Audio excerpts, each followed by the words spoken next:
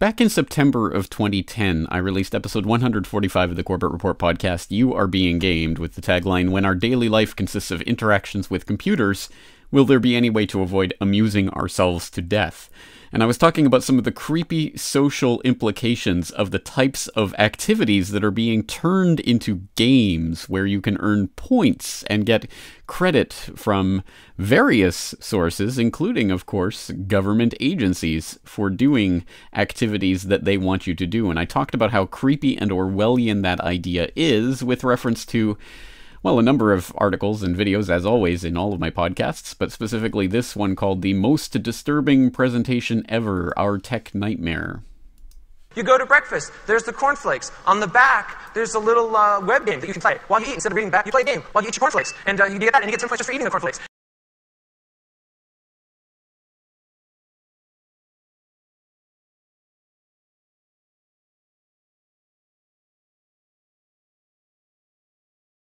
Well, I think it'll be like this. You'll get up in the morning to brush your teeth. And the toothbrush can sense that you're brushing your teeth. And so, hey, good job for you. 10 points for brushing your teeth. And it can measure how long, and you're supposed to brush them for 3 minutes, and you did. Good job. You brushed your teeth for 3 minutes. And so you get a bonus for that. And, hey, you brushed your teeth every day this week, another bonus. And who cares? The toothpaste company, the toothbrush company, the more you brush, the more toothpaste you use, they have a vested financial interest.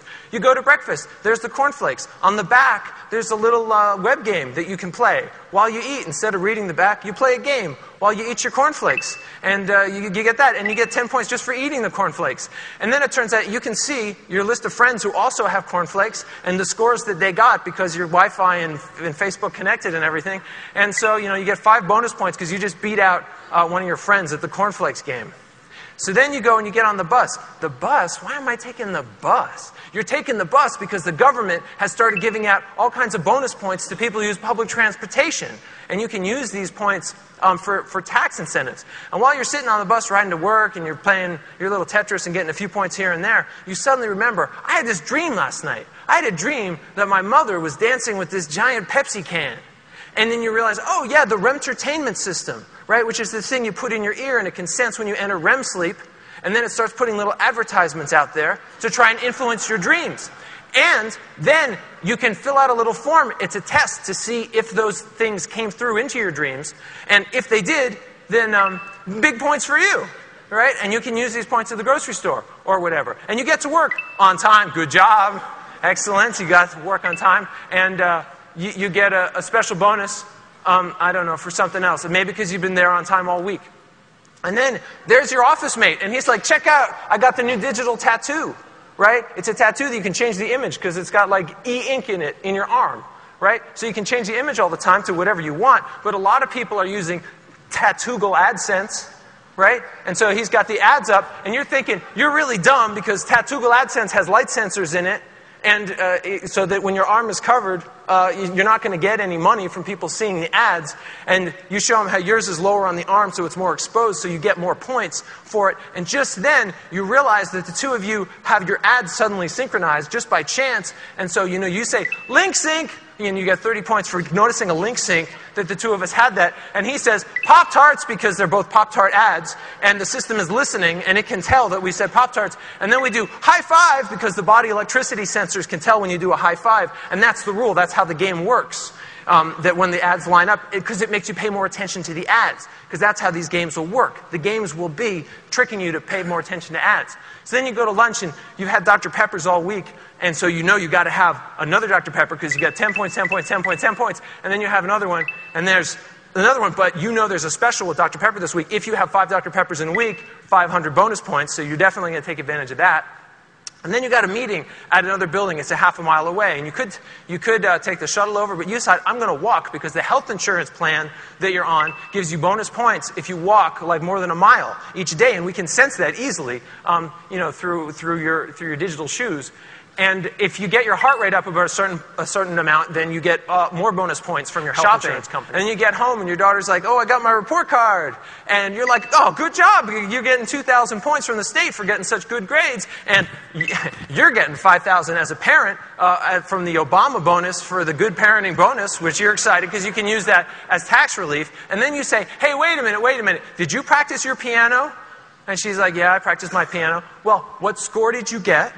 He's like, oh, well, I got 150,000. 150,000, that's the best you've ever had on that particular sonata. That's 9,000 points given by the Arts Council for your scholarship fund. So, go you. Right? And finally, the day's over. You're going to bed. You sit down with your new Kindle 3.0, which, of course, has the eye-tracking sensor in it that can tell what you've read and how much you've read of the book. And it's important to read the whole book because then if you leave a review on Amazon, you'll get super bonus points if it knows you read the whole book through. And as you finish the book, you're very surprised. Oh, did I mention that Microsoft acquired Amazon a couple of years back? But they did. And you get an achievement unlocked. This thing's been tracking you for 20 years. You've finished 500 novels. And this is like a big achievement. And you're thinking, I'm really embarrassed that my 500th novel was this dumb Star Trek novel that I'm reading, because I'm going to remember that forever. And then you start thinking about all these achievements and points and things and realizing that, you have no idea what books your grandparents read or where they went on their daily basis. But these sensors that we're going to have on us and all around us and everywhere are going to be tracking and watching what we're doing forever. And our grandchildren will know every book that we read. That legacy will be there, will be remembered.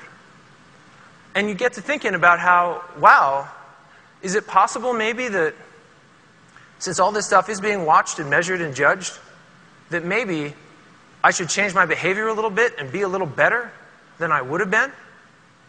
And so it could be that these systems are just all crass commercialization and it's terrible, but it's possible that they'll inspire us to be better people if the game systems are designed right.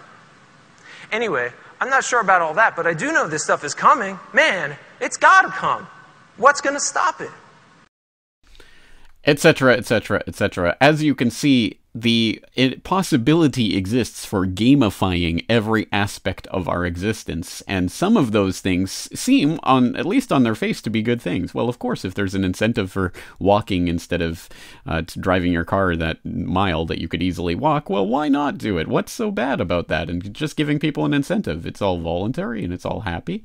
Well, as you can see, it starts to turn into a really creepy sector of social control that can easily be wielded on, well, people that can be turned into, Skinner boxes. The Skinner boxes can be used to manipulate the people in the way that Skinner manipulated pigeons, for example, and it has some pretty disturbing implications for the overall structuring of society. But I do suggest you go back and listen to this podcast and listen to the implications of all of this, but I'm sure some people in the audience might think, oh, well, this is all just sci-fi nonsense. None of this is really happening in real life, except for, as many, many, many of you have sent me emails this week telling me about this video, well, actually, it is happening. The name Sesame. So the owners of China's largest social networks have partnered with the government to create something akin to the US credit score. But instead of measuring how regularly you pay your bills, it measures how obediently you follow the party line. They dredge data from your social network, so if you post pictures of Tiananmen Square or share a link about the recent stock market collapse, your Sesame credit score goes down. Share a link from the state-sponsored news agency about how good the economy's doing, and your score goes up. But Alibaba and Tencent are also the largest online retailers in China, so Sesame Credit is also able to pull data from your purchases. If you're making purchases the state deems valuable, like work shoes or local agricultural products, your score goes up. If you import anime from Japan, though, down the score goes. And this score has real-world consequences. Like many games, Sesame Credit has tiers and levels, and having a high score gives you special benefits, like making it easier to get the paperwork you need to travel, or making it easier to get a loan. Now, currently, there are no consequences for having a low score, but there's been talk about implementing penalties once the system becomes mandatory in 2020. Oh, etc., etc. Please do watch this full video. Very important information here from Extra Credits about this Sesame credit system, which shouldn't be a completely new idea to Corbett Report listeners. I talked about this article earlier this year, China to use big data to rate citizens in new social credit system, where it says, how good a citizen are you?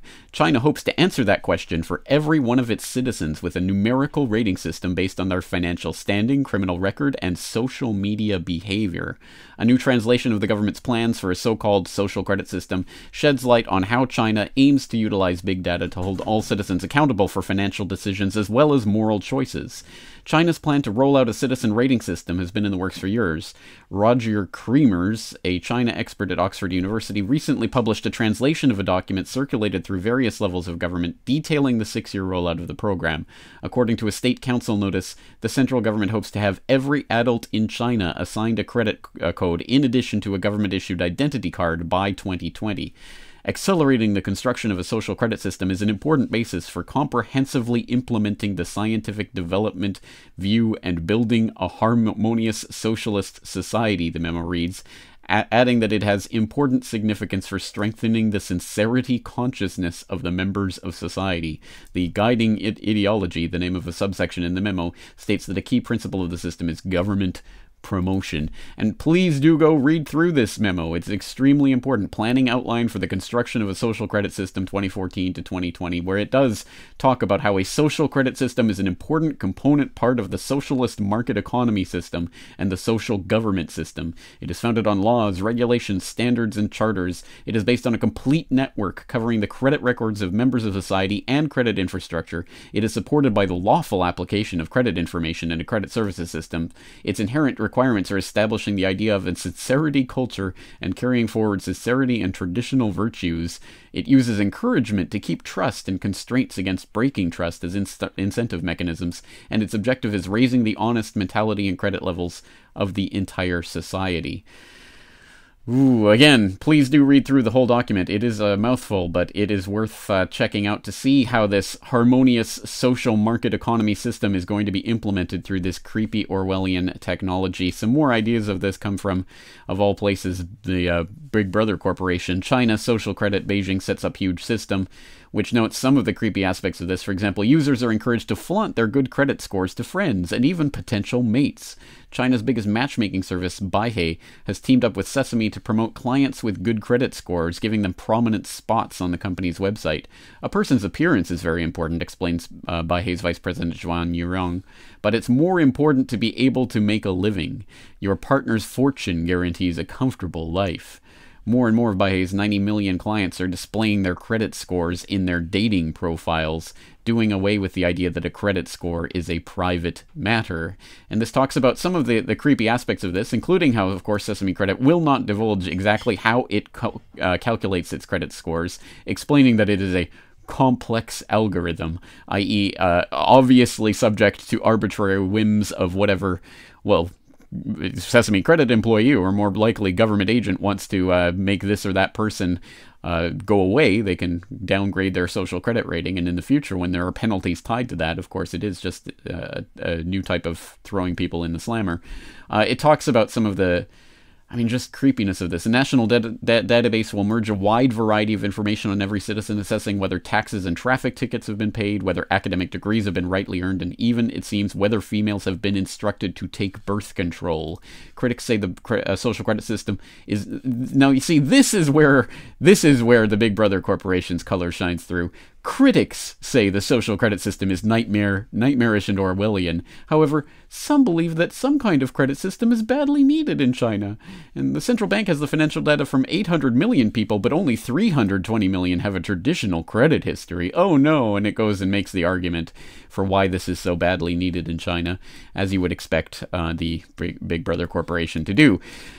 Again, tons of creepy stuff here. I will be doing an article and or video and or podcast on this in the future, going through more of this in greater detail. But again, none of this should be too surprising to people who've been following the Corbett Report's work for any length of time, and for people who think that China and the BRICS are going to be the saviors of humanity because they care about people. Oh, yay. You might want to check out China and the New World Order, and yes, how they are absolutely part of the same system. In fact, they're really just doing the front-running legwork for the New World Order, testing out these social engineering systems that are going to be, through the Big Brother Corporation and others, first presented in a way, oh, this is dangerous and critics don't like it, but, oh, maybe it's necessary. And eventually it will be, well, of course we need to do this here in order to control the out-of-control nation that we're trying to bring in line. And eventually it's going to be a worldwide phenomenon. So this is just the canary in the coal mine. It's very, very scary, very creepy stuff.